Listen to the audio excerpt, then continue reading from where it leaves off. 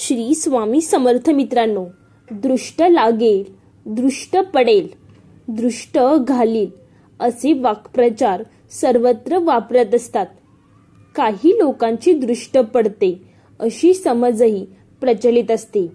ज्याच्याजवळ किंवा जिच्याजवळ काही उल्लेखनीय गोष्टी असतात त्या व्यक्तीला दृष्ट लागते किंवा लागेल अशी समज असते. गुटगुटीत लहान मूल, सुंदर मुलगी, हुशार मुलगा किंवा मुलगी, कर्तृत्ववान व्यक्ती, देखणा पुरुष, लग्नमुंज, वाढदिवस अशा समारंभातील उत्सव मूर्ती किंवा अशा उत्सव मूर्तीच्या जवळील महत्त्वाच्या व्यक्ती अशांना दृष्ट लागते असा समज प्रचलित आहे. दृष्ट काही न बोलताही लागू शकते, पण बराच वेळा अशा व्यक्तीने जर काहीही बॉडी, काय हे सौंदर्य वा काय हा सुंदर समारंभ अशा प्रकारचे जर चांगले उद्गार काढले तर त्याच्याबरोबर उलट परिणाम होतो. म्हाताऱ्या माणसाची तब्येत नेहमीच मागे पुढे होत असते. त्यांना भेटायला आलेल्या माणसाने वरवर किंवा मनापासून "अरे, तुमची तब्येत छान दिसतीये" असे उद्गार जरी काढले तरी काही माणसे "आता मला दृष्ट लागली" असे सहज किंवा विनोदाने म्हणतात. कौतुक करावेसे वाटते तरी परक्या माणसाचे फार कौतुक करू नये. त्यातून अनिष्ट अर्थ काढला जाण्याचा संभव असतो. ज्याला किंवा जिला दृष्ट लागते अशा व्यक्तीच्या प्रकृतीवर, सौंदर्यावर, अशावर अनिष्ट परिणाम होतो असाही समज आहे. हा अनिष्ट परिणाम टाळण्यासाठी त्या व्यक्तीची दृष्ट वयाने मोठ्या प्रेमाच्या व्यक्तीकडून काढली जाते. हातात मीठ मोहऱ्या घेऊन ती व्यक्ती ज्याची दृष्टी काढायची आहे त्याच्या भोवती ती फिरवून काही विशिष्ट मंत्र म्हणते. याचा अर्थ भूताखेतांची, आतल्यांची, बाहेरच्यांची, जवळच्यांची, दूरच्यांची कोणाचीही दृष्ट लागू नये असा असतो व नंतर त्या मीठ मोहरीचा विनाश केला जातो. तापत्या तव्यावर टाकणे, जाळामध्ये टाकणे किंवा पाण्यामध्ये सोडणे अशा प्रकारे त्यांचा नाश केला जातो. पडलेली दृष्ट, लागलेली नजर त्या मीठ मोहरी मार्फत निघून जाते असा समज आहे. समजा दृष्ट काढूनही दृष्ट जात नसेल तर व्यक्तींवर, वस्तूंवर अनिष्ट परिणाम दिसून येत असेल तर त्यावरही काही उपाय सुचवलेले आहेत. ज्या व्यक्तीची दृष्ट लागली असा संशय असेल त्या व्यक्तीच्या वापरातील कापडाचा, शक्यतो अंगात नेहमी घातल्या जाणाऱ्या कापडाचा एखादा छोटासा भाग कापून घ्यावा व तो जाळून त्याची राख त्या व्यक्तीला किंवा वस्तूला लावावी. मात्र त्या व्यक्तीला याचा पत्ता लागता कामा नये किंवा बिघडलेली वस्तू, प्रकृती वगैरे सहजपणे त्या दृष्ट लागणाऱ्या माणसाच्या नजरेस पडेल असे करावे व तो किंवा ती जर सहजपणे असे उद्गारेल की "अरेरेरे, किती छान ही तब्येत बिघडली" किंवा "अरेरेरे, काय या वस्तूंचे झाले" तर त्या दृष्टीचा परिणाम निघून जातो व प्रकृती सुधारण्याला सुरुवात होते. बऱ्याच जणांचा या गोष्टीवर विश्वास नसतो. ताजमहल भेसाळला नसता का? दक्षिणेकडील भव्य मंदिरे उद्ध्वस्त झाली नसती का? सामाजिक मनुष्य निर्मिती किंवा नैसर्गिक भव्य दिव्य आश्चर्यचकित करणाऱ्या गोष्टी पाहून कोणीही "अरे वा, काय सौंदर्य" किंवा केवढीही भव्यता अशा प्रकारचे उद्गार काढतो. त्या मनुष्य निर्मित गोष्टींवर किंवा निसर्गनिर्मित नद्या, पर्वते इत्यादींवर काहीही परिणाम होत नाही. वैयक्तिक लहान गोष्टींवर परिणाम होतो व मोठ्या गोष्टींवर परिणाम होत नाही असे उत्तर यावर दिले जाते. या संदर्भात मी वडील माणसांकडून ऐकलेल्या खात्रीशीर सत्य अशा 2 गोष्टी सांगणार आहे. गोष्टी कोकणातील आहेत.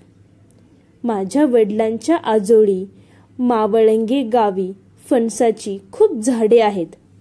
निरनिराळे फणस निरनिराळ्या चवीचे, आकाराचे आहेत. लसण्या, बारीक लसणीसारखे किंचित तिखट चव. सांधण्या म्हणजे मोठे पिवळे रसाळ गरे, ज्यांपासून सांधव नावाचे पक्वान सहज चांगले होते. चवाळ्या म्हणजे फणस एवढा मोठा असतो की तो उचलण्यासाठी 4 गडी लागतात, इत्यादी.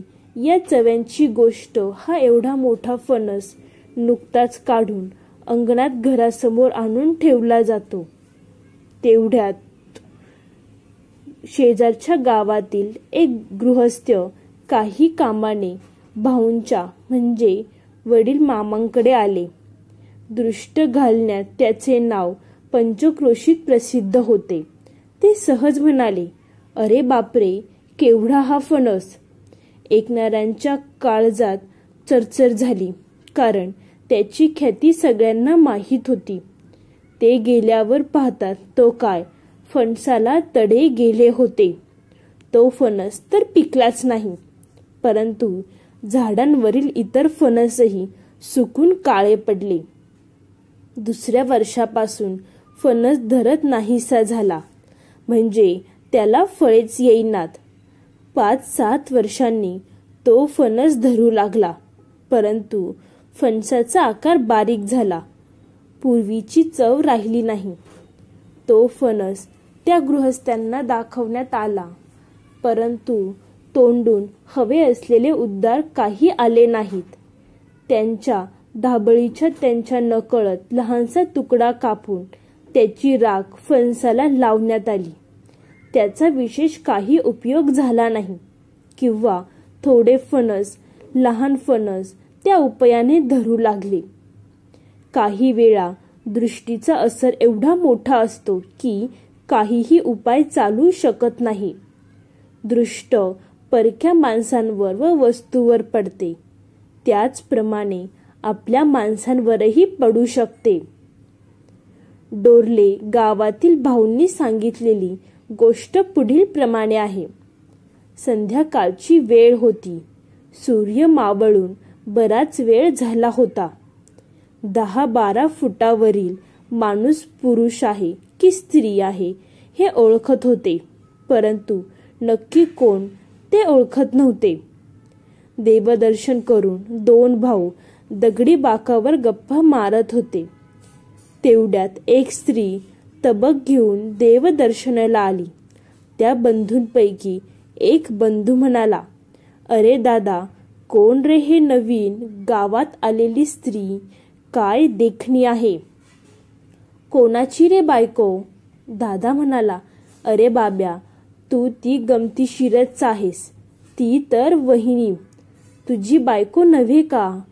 धाकटा भाऊ खजील होऊन म्हणाला, "अरे होय, नाहीतरी मला हल्ली जरा कमीच दिसते." हा बाब्या तुझी दृष्ट घालण्यात माहीर होता. दुसऱ्या दिवसापासून त्याच्या बायकोला ताप येऊ लागला. हळूहळू ती अशक्त होत गेली, अंथरुणाला खिळली व शेवटी मरण पावली. तिला वाचवण्याचे डॉक्टर व इतर सर्व प्रयत्न विफल झाले. एक सुंदर बाई होती. त्यांची मुले काही केल्यास जगत नसत. त्यांची अशी 2-3 मुले दगावली. त्यांच्या घरातील आजीने असे का होते या संबंधित निरीक्षण केले. तिला असे आढळून आले की मुलाला पाजीत असताना ती आपल्या मुलाकडे टक लावून पाहत असे. तिच्या नजरेमुळे तिचे मूल खिंगून बहुधा मरते असे आजीबाईला वाटले. मुलांचा रोग काय आहे हे कोणालाही कळत नसे, परंतु मूल बारीक होऊन मरत असे. आजीबाईंनी तिला पुन्हा मूल झाले तेव्हा 2 गोष्टी करण्यास सांगितल्या. 1. मुलाकडे अजिबात बघायचे नाही. 2. समोर एक दगडी पाट ठेवला व पाटाकडे टक लावून पाहत राहण्यास सांगितले व ते मूल वाचले व मोठे झाले आणि समोरचा दगडी पाट मात्र झिजला, बारीक झाला व फुटला. ही कथा भाऊंनी सांगितलेली आहे. अशा कथा अनेक असू शकतात. कथामागे माहीत असलेले व कदाचित माहीत नसलेले काही शास्त्रीय कारण असू शकते. आपल्याला उलगडा होत नाही म्हणून ते खोटे आहे असे समजण्याचे कारण नाही. ज्या गोष्टी पूर्वी चमत्कार वाटत होत्या त्या मागील शास्त्रीय कारणे पुढील शास्त्रज्ञांनी शोधून काढली आहे. काही कथा कदाचित खमंग असतील, कोणाला माहीत, देव जाणे. विश्वास ठेवा किंवा ठेवू नका. जर दैवात असेल तर अशा दृष्टीपासून तुम्हाला कोणी वाचू शकणार नाही. दुसऱ्यांची वाईट नजर व स्वतःचे प्रबळ दैव यांमागे जो शक्तिमान असेल तो जिंकेल. शेवटी स्वतःचे भक्कम दैव म्हणून काही चीज असेलच ना. तर मित्रांनो, तुम्हाला ही माहिती, ही कथा कशी वाटली ते कमेंट करून नक्की सांगा.